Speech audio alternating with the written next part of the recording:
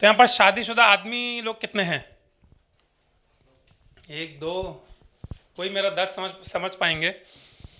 तो ऐसा नहीं लगता जिंदगी बड़ी झंड हो गई है एकदम? ऑफिस में जाओ तो बॉस की गाली सुनो, घर पे जाओ तो बीवी की गाली सुनो, दोनों तरफ गाली गाली चलती रहती है। बॉस कम से कम सैलरी तो दे देता है, पर इवेंचुअली देखोगे कि एक एवरेज आईक्यू वाली बीवी और एक हाई आईक्यू वाले हस्बैंड को वो 6 महीने में ट्यून कर देती है। मेरे साथ उल्टा काम था, मैं था एवरेज वाला और मेरी बीवी थी हाई आईक्यू। 2 महीने लगे मुझे ट्यून होने में, फिर सेट हो गई लाइफ एकदम। तो स्टोरी ऐसी है कि शादी के जस्ट कुछ समय बाद में जब बीवी पहली बार अपने घर गई 1 महीने के लिए, तो शुरू के 15 दिन तो मेरे को डिट्यून होने में लगे। फिर मेरे को लगा कि मेरी लाइफ के साथ क्या हो रहा था। फिर मैं अपने डिसीजंस खुद लेने लगा। फिर 15 दिन निकल गए, फिर वो वापस आ गई। फिर पहले वो आई तो थोड़ी देर तो मिस यू वगैरह चला। फिर वो अपने नॉर्मल घर का चेक करने लग गई सब कुछ। फिर एकदम अचानक से चिल्लाती हुई आती है कि ये पिलो कवर तुमने 1 महीने से धोने में क्यों नहीं डाला? अच्छा, वैसे अदरवाइज मैं ट्यून्ड वाला होता तो मैं उसको सॉरी वॉरी बोल देता और धोने में डाल देता, पर अब मैं डिट्यून्ड हो चुका था। और इस बीच में मैंने अजय देवगन की भगत सिंह भी देख डाली थी। तो मैंने उसको फिर एकदम जवाब दिया कि पिलो कवर कौन धोता है? पिलो कवर कोई धोने की चीज़ है? ये तो अब आराम से 5 महीने वैसे चल सकता है और फिर उसको डोनेट कर देते हैं। तो इतने में उसने चंडी माता का रूप धारण कर लिया था। तो कहती 5 महीने तुम पिलो कवर को कैसे चला सकते हो? मैंने कहा इंजीनियरिंग भी कोई चीज़ होती है भाई, सरफेस एरिया इफेक्ट पड़ा है। एक साइड 1 महीना चल जाएगा, उसको पलट दो, दूसरी साइड दूसरा महीना चल जाएगा, फिर इनसाइड आउट करके फिर वापस एक साइड, फिर तीसरा महीना, और फिर दूसरा पलट दो तो 4 महीना तो निकल जाएंगे। अब वो प्रेम चोपड़ा टाइप से थोड़ी एक सरकास्टिक हंसी में मेरे से बोलती है 5वें महीने का क्या करोगे तुम?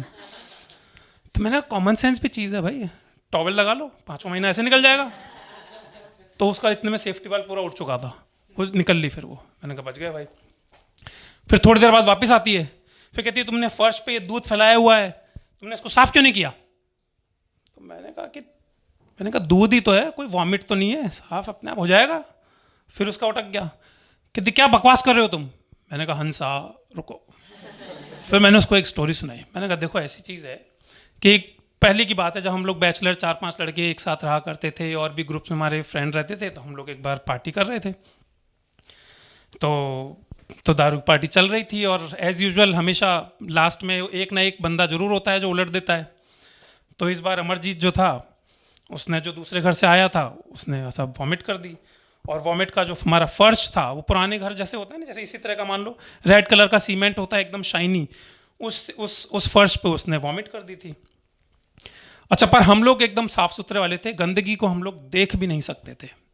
तो इतने में फिर निमिष ने उस पर न्यूज़पेपर लगा दिया, हमारी पार्टी वापस चालू हो गई। फिर सब अपने घर चले गए। फिर ये वापस आया, अगले दिन जब वापस आता है तो मैंने कहा साले इसको साफ कर अपनी उल्टी को। वो कहता है कि ये तेरा घर है, तू साफ करेगा, मैं क्यों साफ करूंगा इसको? मैंने कहा साले उल्टी तूने की है, तू साफ करेगा मैं साफ करूंगा? तो इसी भैंसा भैंसी में जो है मामला आर्बिट्रेशन में चला गया। फिर हम लोग पांडे जी के पास चले गए। पांडे जी को इसने क्या किया, साइड में जाके दारू पिला के सेट कर दिया।